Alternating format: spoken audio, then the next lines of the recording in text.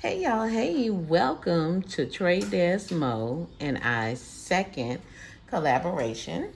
The first collaboration we did was we both did a rendition of a Barbie chalice. And so now she has challenged me to do a flower vase. Okay. Whew, this is way out of my wheelhouse. This is something I haven't done.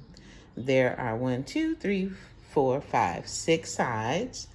When I work with glass, I am generally used to using something with smooth edges.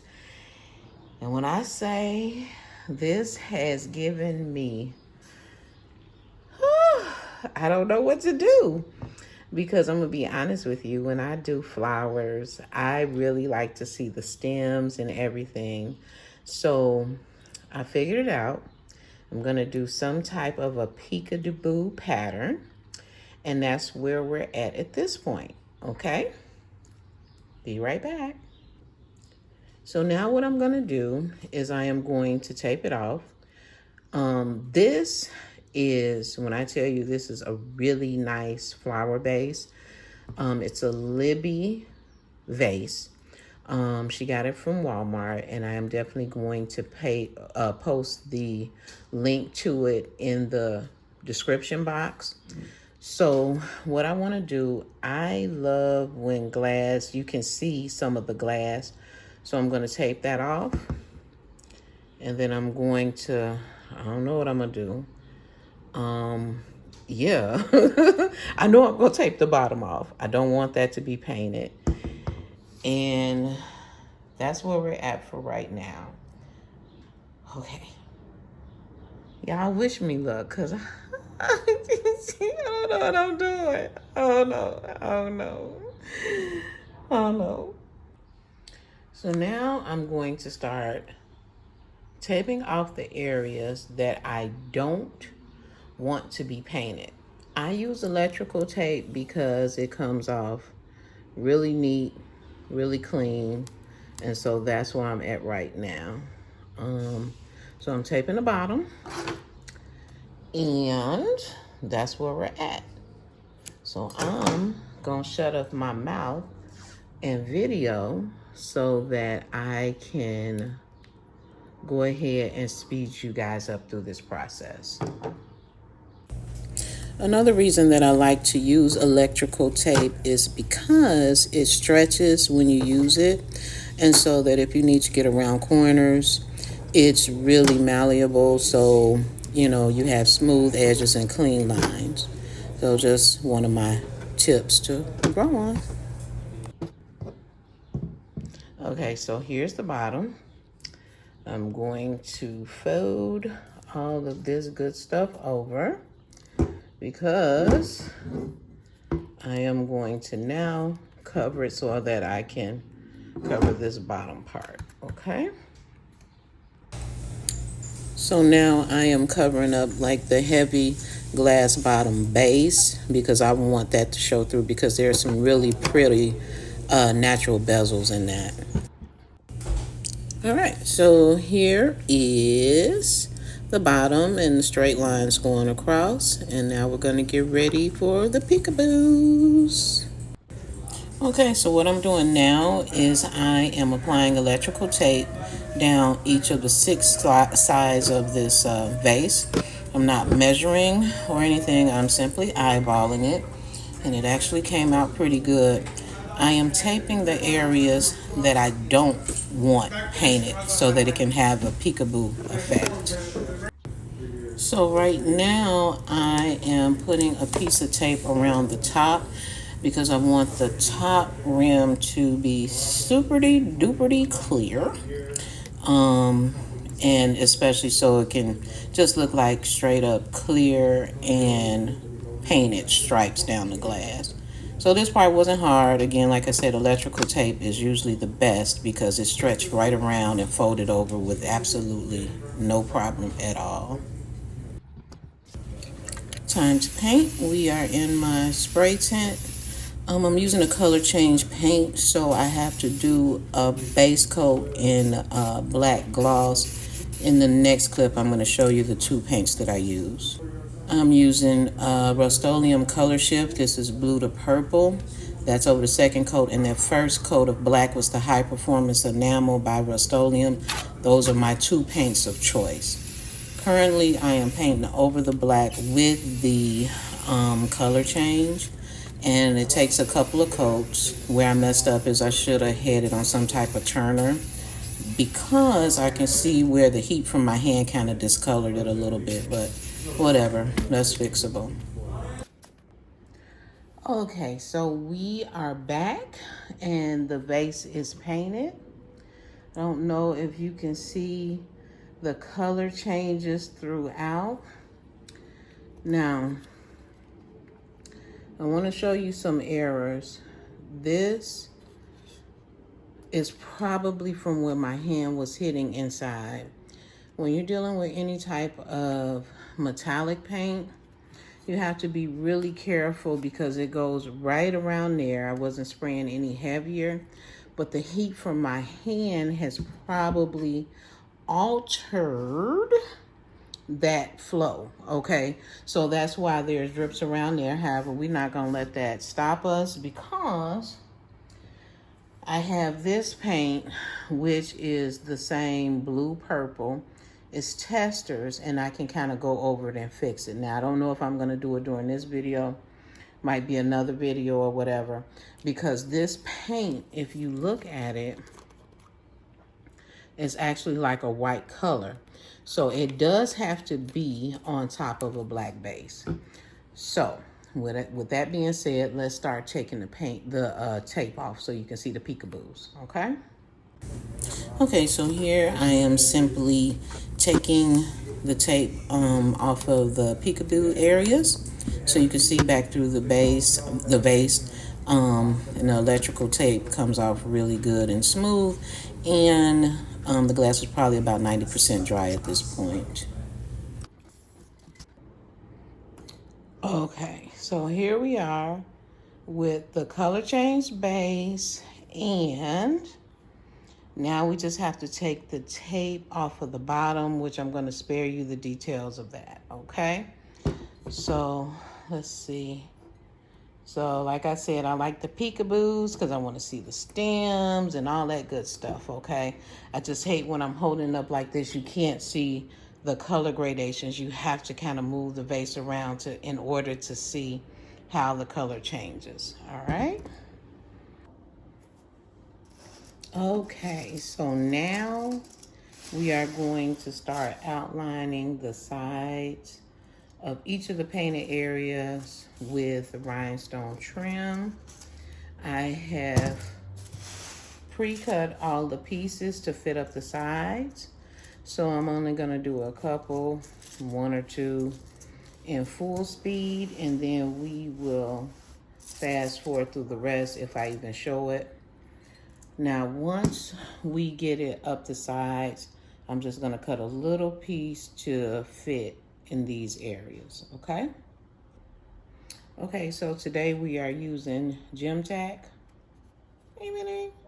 my glue of choice, and we're going to go up one of these rows. I'm gonna go along the edge and then pull it out, okay? Yeah, I'm not gonna be able to do so many of these because this base is heavy. Let's move that. And then we'll go up the sides, okay? I'm used to holding just a regular drinking glass, but this is something next level. Okay, so we're going up to the end of that. Hopefully, I measure correctly. We'll pull it out a little bit so that it holds the trim. I'm using 4mm 2-row rhinestone trim, and so we'll go from there. I'm gonna put the glue right here as well, and then I'm gonna let it get tacky and you'll see me lay it down.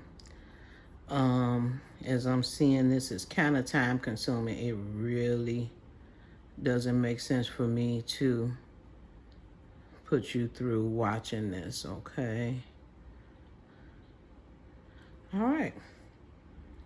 So that's where we're at. Stay there. Glue is on.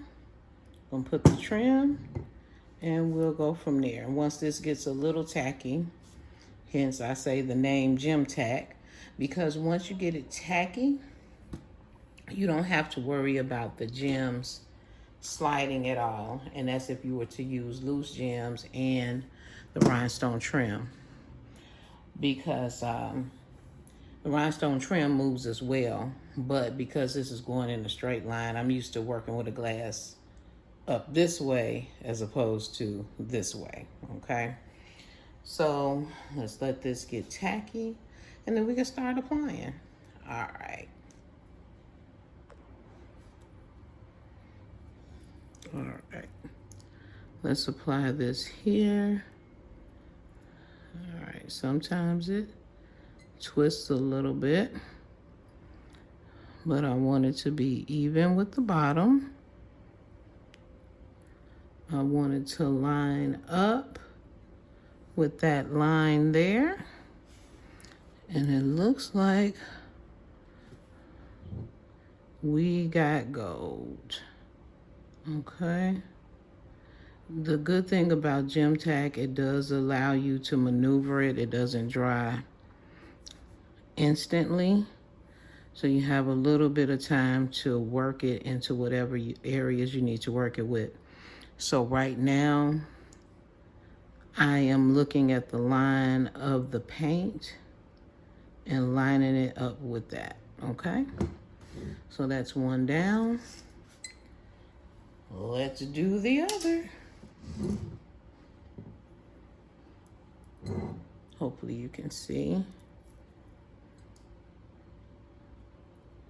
Make sure it's not twisted.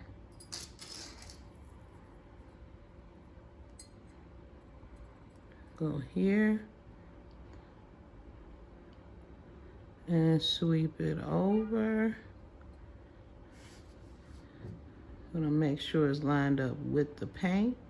Oh yeah, it's good and tacky already. Pull it up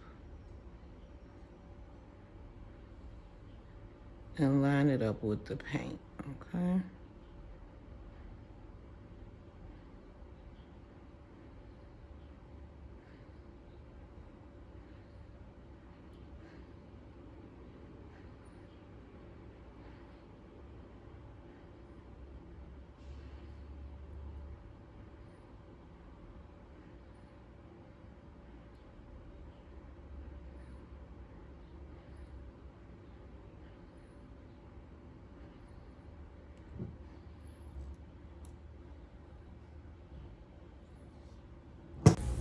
So here we're going to just quickly go through one other section. I wish I could work this fast, and then just so you can see how it's done again, and then we'll go on to outlining the top and bottom. Now that the glue is tacky, I'm putting it on the strips, and it's looking pretty good. I hope it turns out nicely. This is new for me. Okay, so now we have all the sections outlined in a blingity bling. So now what I'm going to do, I added this one section. I am going to also add a piece at the bottom for the painted sections. Can you see that color change? Look at that blue, purple, blue. So I'm going to add a piece across all of these. It's kind of tedious, so I'm not going to bore you with that, but I am going to show you how I measure it off. So let's see. Let's lower this camera here. And so then what I do is I take the trim and lay it in between and get it to fit with the make or fit method, if you follow me. and then we're gonna cut it, and we will then glue it on. So the next time you see me, baby, it looks like it only takes 3 to go across. The top and the bottom will be outlined, okay?